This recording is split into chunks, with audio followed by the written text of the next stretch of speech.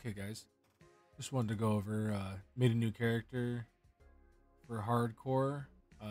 Other character didn't die. Just wanted to make sure that we went and tried out Abysslings this season too. Was able to get rank 1 on this. I don't know how many people are trying though. So it says 1 day. It took about a whole day to do it. Get all the way through Act 13. Though we made the character the night before and went to bed. So if you're gonna do the ranking, especially for like the challenge XP one or challenge episode, make sure you make the character and then you just do one full playthrough, especially if you're trying to get like a good ranking on it. In this case, someone could probably beat this, but it was about 10 hours. So the actual stream and going through the whole all the campaigns and acts, I think it was about a 10-hour stream, but about 8 hours of it was running through the acts.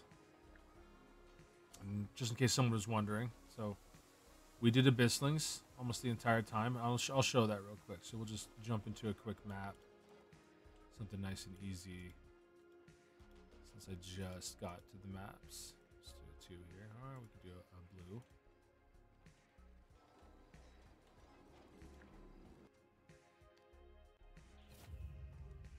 So this is more just a quick guide for people that are trying to do leveling or whatnot. So I leveled as Poison Abysslings.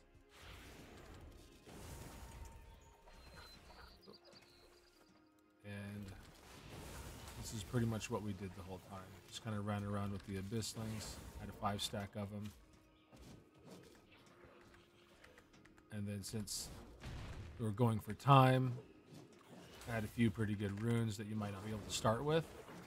But for the most part, you can kind of run and do the same things that we were doing here. Oh, I forgot they only have the 80 seconds, 80% restoration now. So even up into the maps, they're doing pretty good. And then towards the very end, I switched over to having the Rune Knight start to take over for him. And we went with the exploding kind of build for the Rune Knight. So as you see, he absorbs everything, explodes. And then he can take on any element he wants. So if we want him to eat an electric Abyssling, blow up everything with electricity, he can sure do that. So here he goes.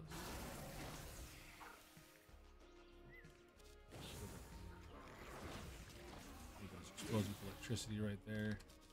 Here's where he explodes with the poison once again.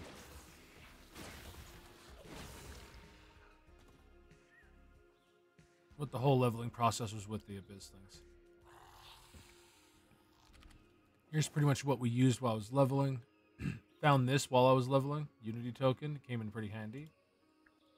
And put the Companion's Ring on with these uniques here. Just put on the Gale Claws. Found some while we were leveling too, but put on a pair of Gale Claws to move fast. Here's Breastplate when I had the chance. And then I just switched that over to this Spigus Protection, mainly for the element resist.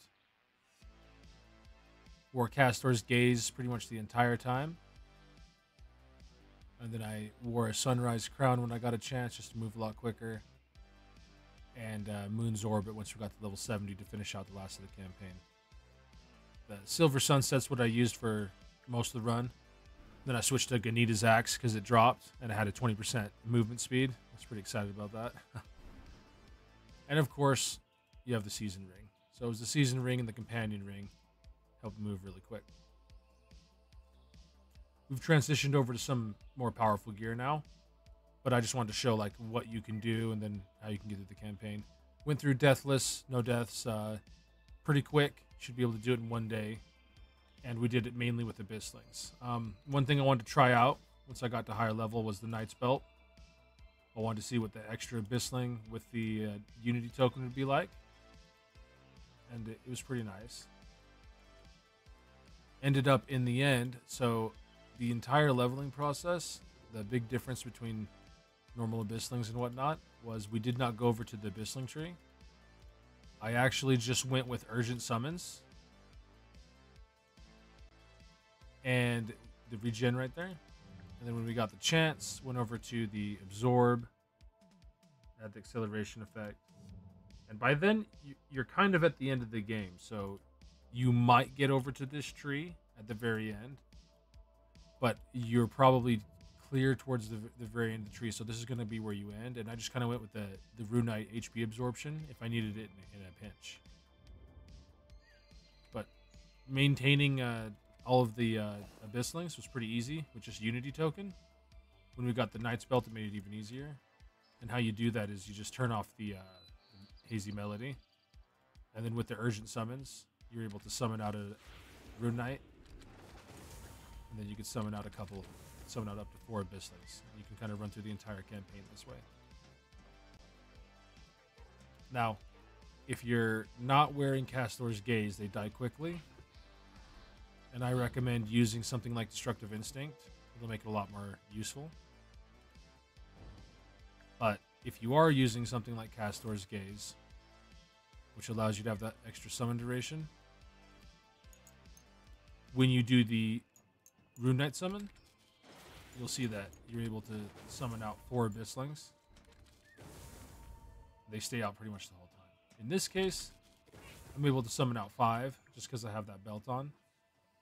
But you can do this. And I'm pretty sure in maps here, even though we haven't gone all in on them, they do a lot of damage. Really powerful still. Abysslings are great. Really good clear potential, especially with the poison ones too.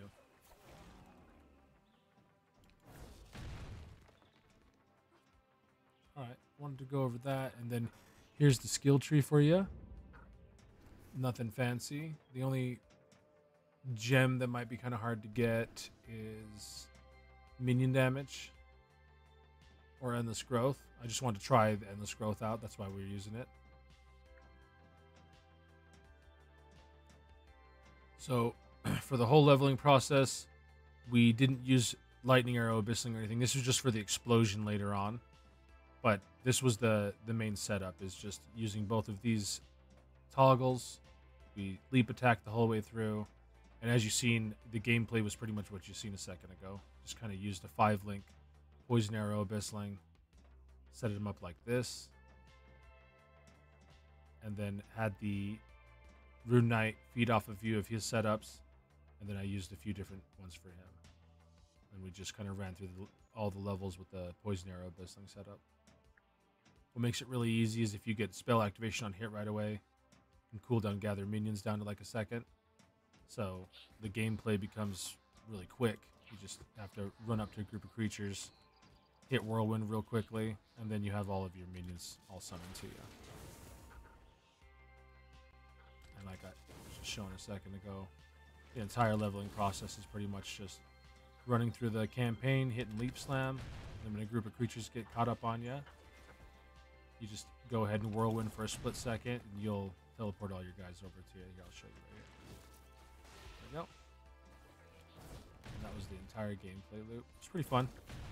I enjoyed the Abysslings. The only difference, especially in damage and whatnot, is the staying power of the Rune Knights and the fact that they do the life leech for you. That's the big difference between the leveling process.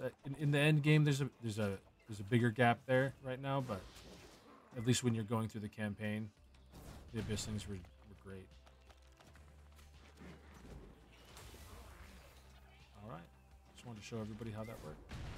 And once again, if you needed to, here's the skill setup we pretty much had through the whole leveling process. You can replace minion damage with something simple like additional poison damage, and the rest of these can just all we got from the vendor. The only other thing you can't really get is endless growth right off the bat, but that's easy. You can just put something like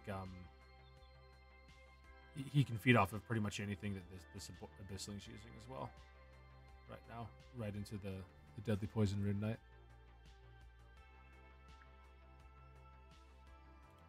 There's how the skills are set up on the tree for me right now. And if anybody did want to know, at Act 10, we did get the extra relic, so it's quite easy for us. I went with Acubin, Leo, and Boreal this time, because I'm planning on switching them over to the physical guys here soon. And as for the Zodiac tree, it's just went down all the normal minion stuff, which we've gone over in a few other videos. Only things that might be different is we only went with 7 points here. Only went 10 points here so far. Once again, it's not a full build, so I'll just kind of show you what we ended up doing while we were leveling. And then for this skill tree, the progression was urgent summon, so that you get the extra Abyssling summon count. And then over to regeneration, so that you get the mana and the HP regen. Makes it a little bit easier for leveling. And then I just went with the Rune Knight Authority effect. Minion damage amp would be great too. When you're nearing the end game, you'll eventually get to choose here. If you're having problems with crit, very easily you can just do that. Minion acceleration is what I was looking for because we didn't really have anything gear on with attack speed. And then we went the ally HP absorption. When we switched to Rune Knight, it made it useful, especially in hardcore. Now, I would spec out of this, especially if you don't really have any gear or anything. Just go with the +5 Rune Knight skill level. The resource cost amplification is really not that big of a deal, and it's a lot of power for your Rune Knight right off the bat. All right, hopefully that helps people. Just wanted to show what we did there with the new character, and that you can pretty much get through the campaign in one day with minions. It's not really too big of a problem. Now, we do have a few things because we've been in the season for a bit, but even if you're new to the seasons, it should be pretty easy. Rune Knights, they just wreck it. The Abysslings are just fine, so something like this should be good for you guys.